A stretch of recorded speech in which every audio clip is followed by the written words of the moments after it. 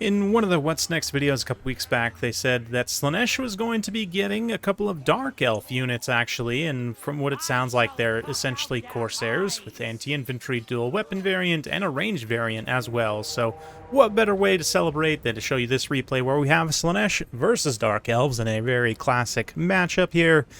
Calamity coming in hot with an all-mobility build for Slaanesh. Pretty hot here with Azazel. He's got Hellstriders in the front line.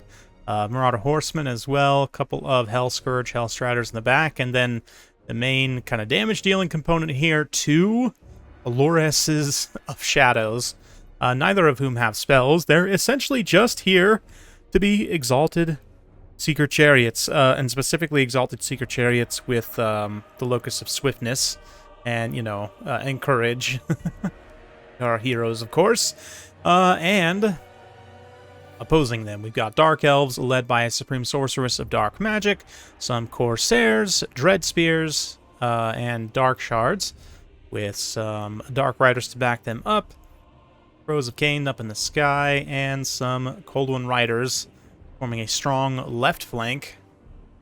But what is not strong is the charge defense of the Corsairs. I don't think this Secret Chariot technically even had a charge order, but there you go. They're going to blunder in nonetheless and do a little bit of damage there. We'll see some Doom Bolts unleashed. The question is, are these chariots fast enough to actually dodge the Doom Bolts, or perhaps block it on a tree? Very nicely done there. But Alloreses and the Exalted Secret Chariots, 70 armor, definitely not too bad, but they are pretty big targets as well, with not a ton of HP, so you have to be careful about taking too much damage. Yeah, they're going to run some disruption on the left flank. Meanwhile, on the right flank, we've got the Cold One Knights getting caught flat-footed here. The Javelins and the Hellstriders able to run in and savage a few units. Quite the interesting combat to watch these two reptilian cavalry units kind of battle it out here. Azazel also jumps down for a quick terror route. And, yeah, looks like he's rocking just Pavane. Really the only spell that Slaanesh needs right now. And the Alloreses, of course, with no spells at all. Yeah, Doom Bolt seems to be the order of the day for Dark Elves, so that's fine. This Doom Bolt is going to connect here. Yeah, it does a very good amount of damage on the Allores, but Locus of Swiftness. And they're just riding around, having a grand old time. Yeah, you can see the Corsairs here certainly being subjugated by Slaanesh. And all those units wavering, even with their Elven leadership. They are still going to hold, though. At least this Corsair will. Maybe they all will. But the disruption is very real. All these ranged units having a really hard time operating, which is just, you know, normal Slaanesh gameplay. Dark Rider's also getting caught, again, flat-footed in the back. So Dark Elf player has a lot of things to manage, and there's a lot going on at the same time. I mean, that being said, if they can weather the storm here, there's not a lot of meat on this build. Pavane being used here on the Supreme Sorceress is going to be enough to rampage her. Unfortunately, brings her down to the ground, but no, she's going to pop back up into the air to duel Azazel, which is what he wants, except he's just flying in a circle around her, dancing very beautifully. Finally, it's able to get in combat. Air combat proving to still be, you know, an aspect of gameplay at times, but another Doom Bolt will fly in. He might be flying close enough that... Oop, nope, no damage goes on her. He does take a good chunk of it, though. At the very least, the Doom Bolts are being spread around. They're not being focused on any one single entity, so they haven't taken too much damage individually yet. Let's see how it goes as chariots running together, combining into one kaiju chariot, almost. That giant evil transformer. Alright, so the Transformer's evil anyway. Decepticons, yeah, that's what I'm thinking of. Anyway. Ooh, yeah, look at that beautiful charge, though. Just scything in with those giant spike wheels. And then rotating back away. Slaanesh chariots having an absolute blast as they keep the Dark Elves completely on their toes, running around in all directions here. You can see the Javelins doing some nice skirmishing. Getting a little bit of damage in. Basically anything they throw their Javelins at this point is useful. Meanwhile, Azazel continues to chase. Supreme Sorceress is going to maybe try and dodge this Doom Bolt. I don't know if that's even possible. Maybe with an elevation change right when it hits. Possible. Ooh. Nope. It doesn't get a full contact, but does glancing blow there. And the Hellstriders charging in once more. A big triple wide chariot. I don't know why. I just love it so much. It's just such an unnecessary number of spikes and wheels. And, like, literally some of the spikes are clipping through the other axle. But let's not talk about that, because it looks so cool. Yeah, that one's gone.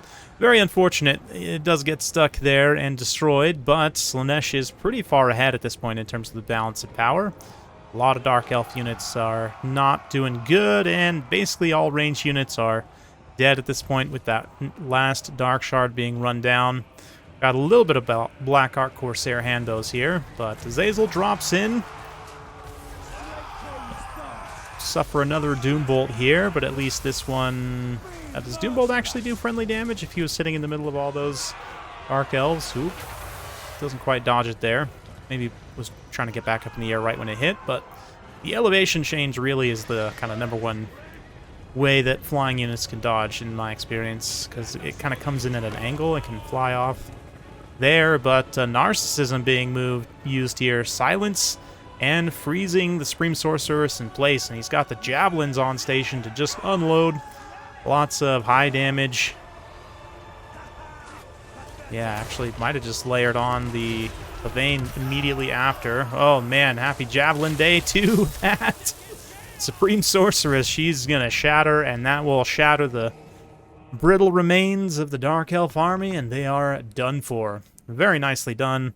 Ultimately, yeah, 216 kills, almost 15,000 damage dealt, 1,300 gap value there. We'll have to check the value after the fact. I think they're reasonably expensive, these single-entity chariots, but Hellstriders also able to come in, get some pretty nice damage. I don't know, maybe the support buffs actually hit the Hellstriders at certain times. I didn't catch. If they did, Calamity will have to let us know down in the comments below. Maybe not. Either way, nice to have. Marauder Horsemen all do very well as well, and Azazel actually just eats Doom Bolts. Doesn't get a ton of value, but there you go. Is able to get the key abilities on Supreme Sorceress, you know, with the Pavanes and I guess Narcissism army ability. But yeah, ultimately quite a few mobility units for the Dark Elves here being caught flat-footed, but it's to be expected maybe against this aggressive of a Slaanesh build. A lot of things to manage, a lot of moving parts. Those Black Arc Corsair handbows, very good. I mean, they have historically been quite a decent unit in a lot of different matchups, so if Slaanesh does actually get access to them, that will give them at least one decent option. They're not the best against single entities, but it is something, right? To be able to contest the ranged game a little bit and not get so bullied by certain things like, you know, giant Chungus monsters that are healing. Anyway, that aside, yeah, he did send me some other replays of the Allures chariots, double Allures chariots, which I'm such a fan of that I certainly will be showing you those at a later date, but for now, we'll have to content ourselves with just looking here at the cost. Yeah, so 1,350, I guess, didn't fully pay for themselves, especially with that Locus of Swiftness goes up to 1,500. The regular base one, where is it? It's 1,450 anyway, so, I mean, yeah, it's basically the same cost to get the hero level one with a buff, and it is just, you know, better. It has actually more HP as well. I didn't even realize, plus 400 extra HP, which is a decent amount. That's like an extra, what, 8% HP? Definitely not something you should frown at, and slightly better stats as well, just a tiny bit more weapon strength, charge bonus, and melee attack. So definitely is worth taking. If you have the hero slots, and you want to be taking an Exalted Secret Chariot, you might as well just take the Allures instead. You don't even have to take the buff, you could just take her straight up cheaper, which is nice, you know? It's nice to have options. Also, if you really are getting crazy, you could try and take some spells here, but that is going to significantly increase the cost and decrease potential cost effectiveness, especially considering, like, most Slaanesh lords you're actually going to be using are casters. Sorry, Sigvald. Anyway, that's it for today. Hopefully you enjoyed. If you like this sort of content, be sure to like, subscribe, hit that bell notification. Every time I upload a new video, you'll be notified. Thanks again. We'll see you next time.